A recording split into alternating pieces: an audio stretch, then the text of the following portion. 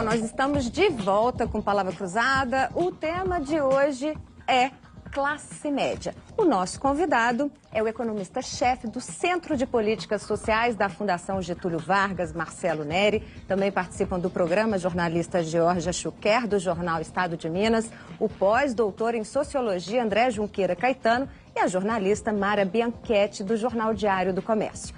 Você pode participar sempre pelo telefone ou então mandando mensagens e perguntas aqui para o nosso e-mail. Mara, eu vou pedir para você refazer a pergunta do bloco anterior.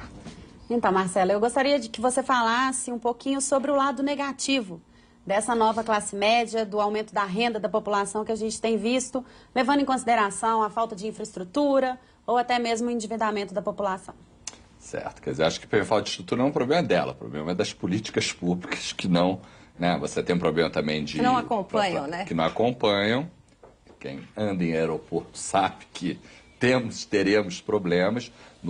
Quer dizer, é uma má notícia, eu tive a oportunidade de visitar todos os países dos BRICS nos últimos 2 anos. Nova classe média que surge todos os países é sinônimo de engarrafamento, congestionamento. Essa é uma outra má notícia. Tá, aqui no Brasil, em outras partes, mas aqui tem um apagão de mão de obra que reflete a educação não conseguindo acompanhar, mas eu acho que nesse caso é um pouco... quer dizer, acho que não é um problema tanto da nova classe média, é um problema da onde que ela está inserindo e tem um desafio de políticas públicas que vão romper com esses gargalos, né? Já que a gente está falando de políticas públicas, nós vamos a Brasília falar, na realidade, por telefone, com a gestora do governo federal, Alessandra, que vai conversar com a gente agora pelo telefone.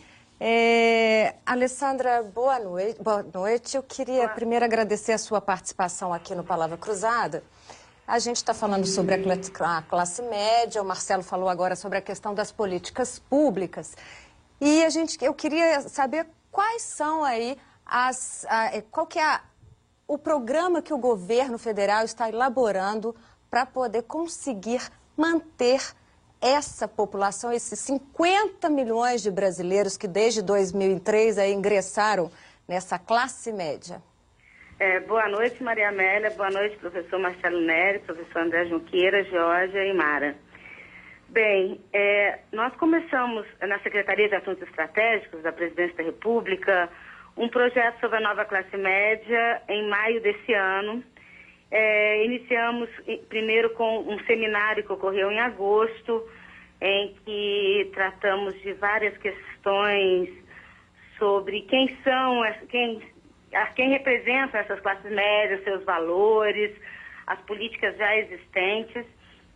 E uma das considerações que a gente levou é que o surgimento dessa nova classe média deve-se a vários fatores de políticas já existentes, tanto na área de assistência social, como a política de aumento do salário mínimo, as políticas de geração de trabalho e combate ao desemprego, associado também ao aumento da escolaridade da população. Por exemplo, nos últimos 10 anos, quase que quintuplicou o gasto da classe C na área de saúde, de educação.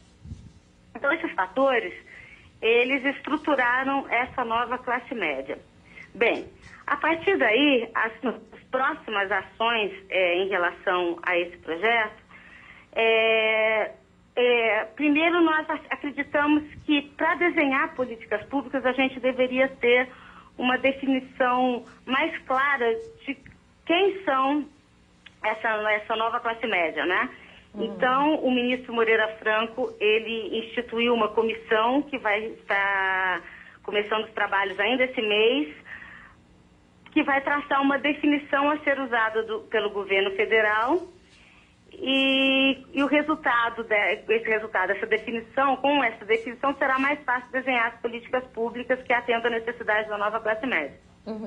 Essa foi uma pergunta até que a Georgia fez para o Marcelo, na realidade, para poder entender que classe média é essa, né? De quem que a gente está falando? Isso. Porque quando a gente tem os dados, a maioria dos dados que a gente tem, a gente vê que houve a ascensão dessa nova classe média, mas os dados existentes já são para um conjunto de pessoas da classe média que compreendem hoje aí 52%, 54% da população. Esse conjunto já compreende aqueles que existiam e esses novos entrantes.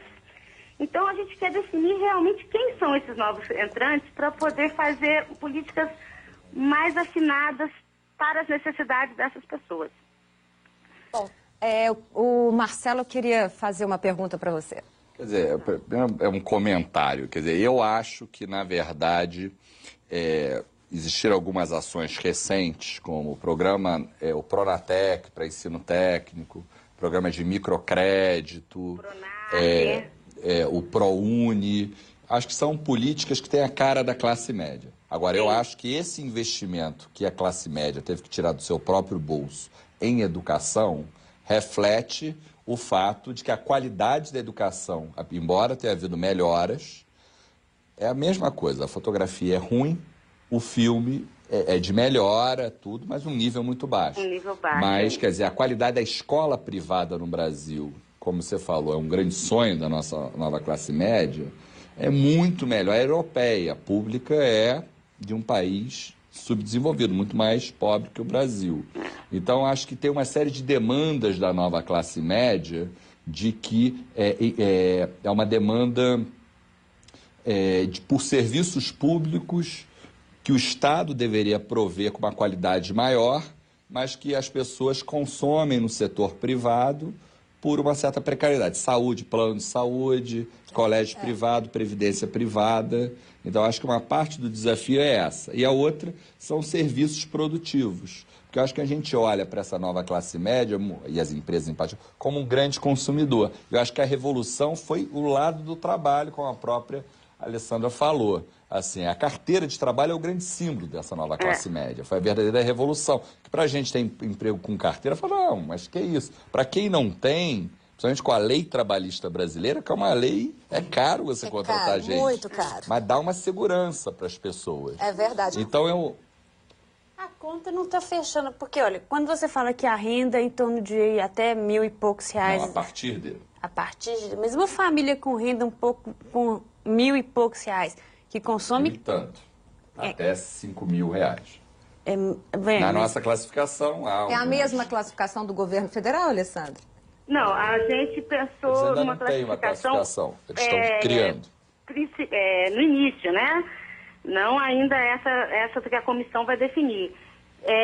Por renda per capita, que seria de 250 a R$1.000 per capita, ou seja, entre R$1.000 e R$4.000 mais ou menos por família, que está mais ou menos aí na faixa da proposta do Marcelo.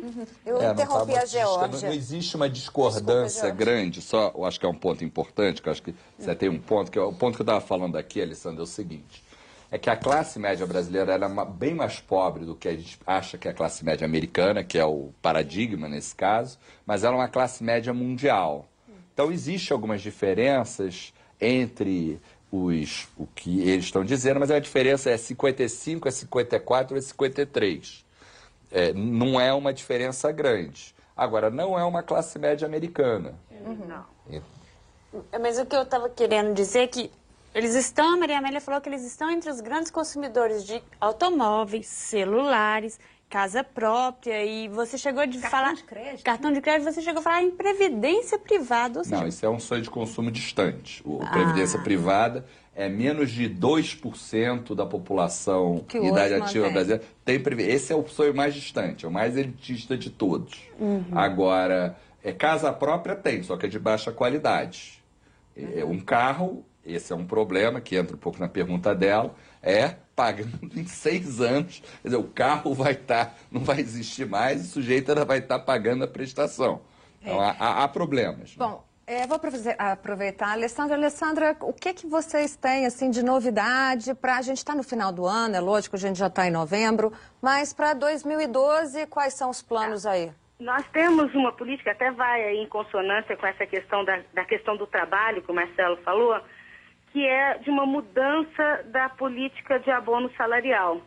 Que o abono salarial, ele é resgatado anualmente, né, um ano e meio depois, meio ano após o final da contribuição das pessoas, e a gente queria transformar isso, o salário mínimo resgatado no abono em crédito mensal, em que o trabalhador receberia 1/12, o trabalhador de baixa renda, tá? Que ganham até 2 salários mínimos, receberia 1/12 do salário mínimo todo mês diretamente pago pelo trabalhador, e esse dinheiro seria restituído como salário família novamente para o empregador via Previdência. Isso é mais um programa social que vai ser implantado? Aumenta um pouco o ganho do trabalho, ao mesmo tempo que não onera o empregador. Mas esse é mais um programa social que vai ser implantado? Esse é um tipo programa Bolsa que Família. está sendo, uma política que está sendo desenvolvida na SAE. A gente está, nesse momento, já numa discussão avançada com o Ministério da Fazenda, da Previdência e do Trabalho. Mas, quer dizer, eu acho que tem um ponto importante que é o seguinte, como eu falei, tem uma série de programas que estão sendo feitos a despeito dessa nova classe média. Agora, na verdade, o grande herói dessa nova classe média, obviamente os governos tendem a falar, fui eu sou o pai da classe média, é o cara da classe média. E vamos dizer, essas medidas eu acho que vão na direção correta, mas são pequenos em relação ao problema, como tem que ser, porque sim, é. Né, é assim, os problemas e os desafios...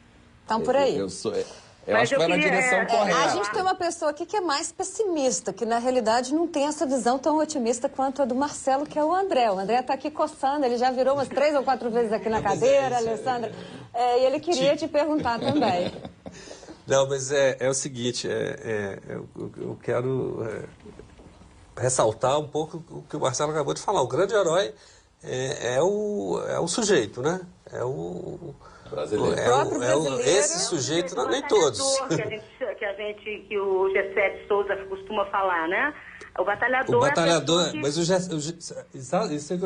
G7 tem uma perspectiva completamente diferente do Marcelo. Sim, completamente. Mas é que ele usa esse termo, o batalhador, e vai falar muito da questão da meritocracia, né? Da pessoa que trabalha, da pessoa que estuda à noite, da pessoa que batalhou para chegar nessa condição social, apesar de todas as adversidades. Na linguagem do Romário, seria o cara, né? Não, a perspectiva dele é a seguinte: não existe... a meritocracia, na verdade, é um cimento ideológico que camufla a reprodução da pobreza no tempo, ou a reprodução da estratificação no tempo. Por quê? Porque... essa classe média aí, esse extrato econômico, ele ascende em termos de renda, ou em termos materiais, mas tem um componente imaterial que caracteriza a classe média, que o G7 chama de dominante, inclusive, a classe média dominante, que é o capital cultural. Então, por exemplo, isso depende de socialização desde quando você é criança. Então, você cresce num lar onde todo mundo lê jornal, seu tio fala inglês, o outro... você cresce com determinados valores que, por exemplo, mandar o seu filho para um curso de inglês. Um curso de inglês, fazer que isso depois é vital para uma entrada para uma seleção qualificadíssima mas aí o valor deles. O valor deles. O sujeito que vive...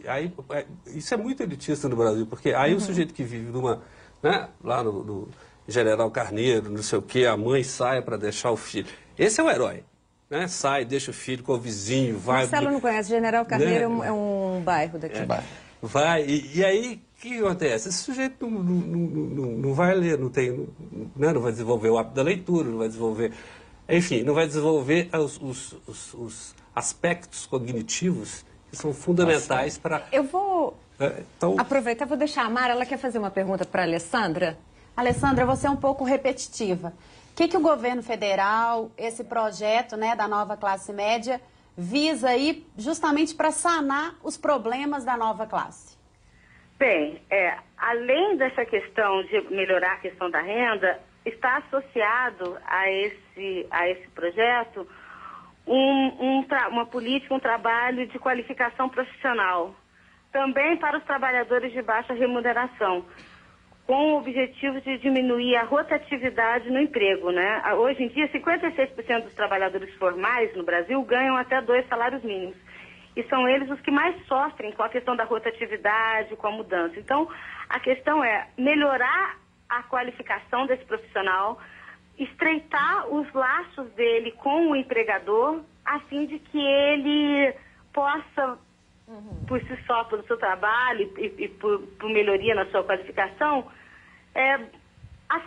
continuar ascendendo economicamente. A questão da qualificação profissional também está sendo discutida no Ministério da Fazenda, do Turismo e do MEC, né, uma aproximação do Pronatec, um FIES empresa, enfim, são várias questões que vão em consonância com o aumento da renda, com a qualificação profissional e agora, recentemente, com a questão da inclusão financeira, com um fórum que a gente vai fazer, que inclusive o doutor Marcelo também vai participar, com o Banco Central, que a gente vai discutir a questão da inclusão financeira, crédito e endividamento. Nesse aspecto, eu quero dar os parabéns. Teve uma decisão, tem um programa que existe aqui em Minas Gerais chamado Crédito Amigo, que é um programa nordestino, Banco do Nordeste, que vai ser generalizado. O Brasil é um lugar, como eu disse, estado grande, isso que a população quer. Os economistas às vezes não gostam muito disso, mas é o que a população quer.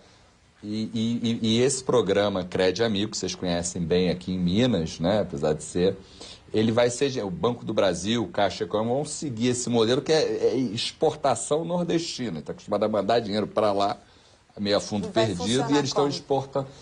Agentes de crédito que vão atrás das pessoas, apesar de ser um banco público, ele tem o agente de crédito, eu acho que é um verdadeiro localizador de nova classe média.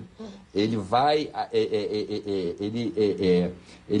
o salário dele pode até triplicar se ele tiver um bom carteira de clientes, se pagar, etc. Só que é empréstimo de grupo, tipo Grameen Bank. O que eu acho é que tem algumas coisas, como o Pronatec, são coisas novas, mas, reforçando o ponto do André, ele que conseguiu. Acho que os governos também têm uma tendência a falar, fui eu. Se o Lula é o pai da nova classe média, Fernando Henrique é o avô dela, tá certo? Mas, na verdade, quem é o próprio trabalhador. É ele que é o cara. Agora, só fazendo um contraponto com o André, que eu acho que é um pouco a nossa visão, isso é dado empírico. A gente tem um pouco uma visão assim, o cara tem uma vida sofrida tal, e tem mesmo, né? As pessoas têm. Só que tem uma marca brasileira que os estudos empíricos mostram, que já fez 3 vezes esse negócio e deu sempre o mesmo resultado. Pede para o sujeito, dá uma nota de 0 a 10, isso é feito em 154 países, pelo Gallup. Dá uma nota de 0 a 10, onde você espera que a sua satisfação com a vida é hoje, onde é que você espera que ela esteja em 5 anos. Futuro, né? De felicidade futura. O brasileiro, em todos os 3, foi o mais alto. Então tem alguma coisa que eu acho que é importante, que é no imaginário dele, não estou dizendo que isso é uma qualidade, mas é o brasileiro profissão esperança. O sujeito é otimista, o que não é uma qualidade. E isso eu acho que é o verdadeiro espírito da nova classe média, um plano de ascensão social. Eu sou feliz, eu sou otimista. Apesar de ralar todo dia, trabalhar todo dia, ter pouco brasileiro. Dinheiro, agora ter conseguido entrar no mercado, conseguir agora, comprar alguma coisa. Imagina se esse cara ganhar dinheiro. Vocês já sabem dessa pesquisa, né, Alessandra? Oi? Perdão? Vocês têm conhecimento disso, né?